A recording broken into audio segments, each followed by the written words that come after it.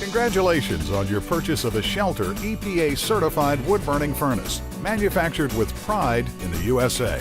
Using today's new furnace technology, your Shelter furnace will burn longer, hotter, and cleaner while consuming less wood. This saves you time, money, and ensures your comfort during the cold winter months. By taking time to familiarize yourself with your new furnace, you'll be able to look forward to many years of trouble-free and dependable service. Let us begin with the Shelter line of indoor furnaces. Shelter manufactures 3 EPA-certified indoor wood-burning furnaces: the SF1000, the SF2600, and the SF3100. While the installation of all 3 indoor models has many similarities, please refer to your owner's manual for model-specific instructions.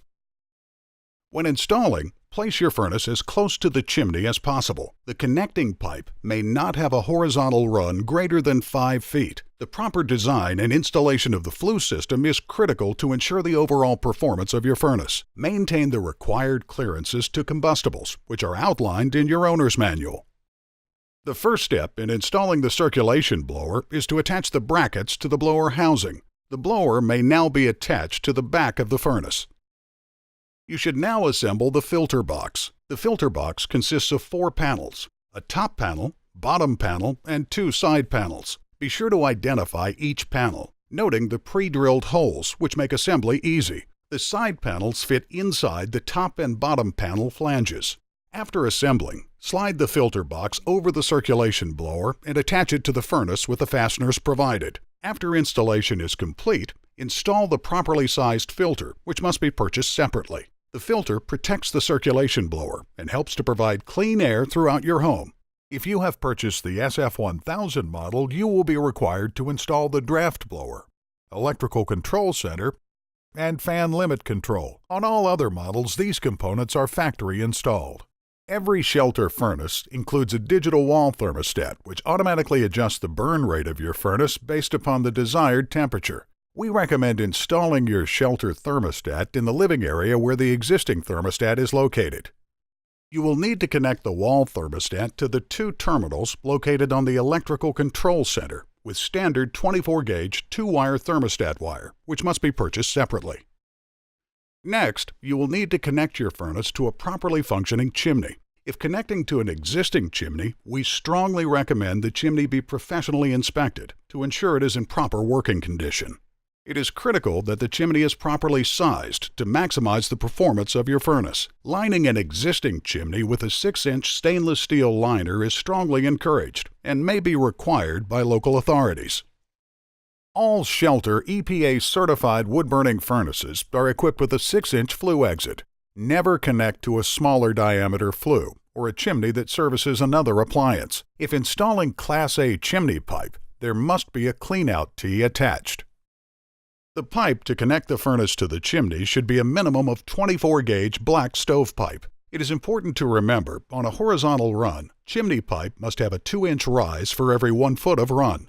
It is critical to ensure proper clearances to the stovepipe. Connecting sections must be installed with the crimped end down, towards the furnace.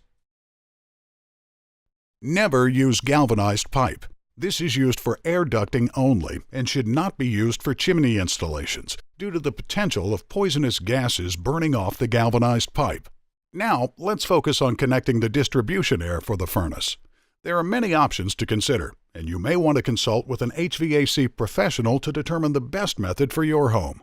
If you are connecting to existing ductwork, connect the 2 8-inch exits on the furnace to the trunk line. Never use more than a 45-degree elbow. The distribution air should be connected to the duct run at an angle and directed downstream to ensure proper airflow.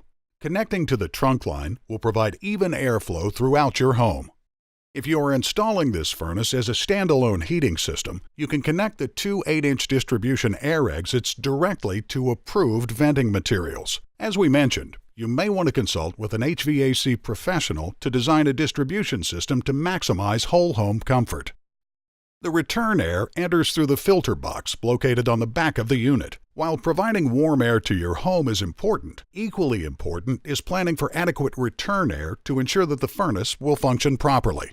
If you have existing ductwork in your home, The best solution would be to connect the air filter box to the existing return air duct. This allows you to pull cold air from your home and will provide comfort throughout. When connecting the furnace to the existing return air duct, it is critical to make sure the return air is not pulling the heated distribution air back through the existing furnace. This short cycling will prevent the warmed air from being distributed throughout your home.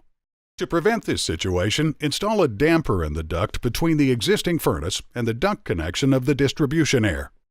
Another option to provide return air is to draw air from the location where the furnace is installed, typically a basement. This can be accomplished by leaving a basement door open, installing louvers into the basement door, or installing vent registers in the return air duct within the basement. The vents can be opened in the winter months, but should be closed during the summer to ensure the proper operation of your central air conditioning system.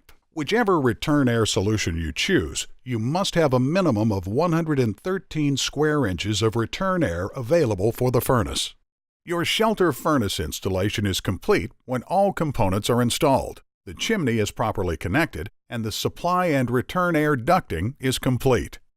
The final step in preparing for the operation of your indoor shelter furnace is plugging your furnace into a standard grounded electrical outlet and starting your first fire. You may notice some undesirable fumes or smoke coming off of the unit during your first few fires. Don't worry, this is just the curing process of burning off the oils used in manufacturing. We recommend you perform your initial fire during the early fall, when you can open windows to provide a source of fresh air and ventilation. Be sure to refer to all installation diagrams in your owner's manual for more detailed information on the operation of your shelter furnace. Let us continue by looking at the installation of the Shelter outdoor furnace.